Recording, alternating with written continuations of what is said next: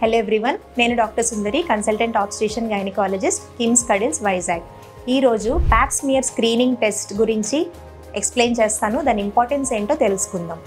నా దగ్గరికి ఒక 60-year-old lady, she's a yoga teacher by herself. అంటే రోజుకి కనీసం 2 సెషన్స్ ఆఫ్ యోగా ఆవిడ టీచ్ చేస్తూ ఉంటారు. చాలా ఫిట్గా, చాలా యాక్టివ్గా ఉన్నారు. She came for routine health checkup.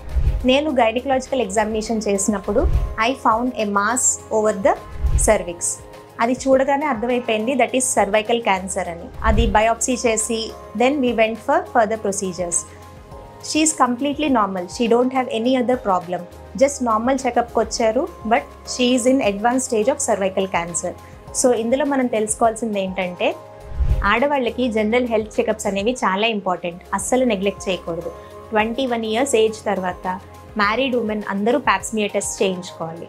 Thank you.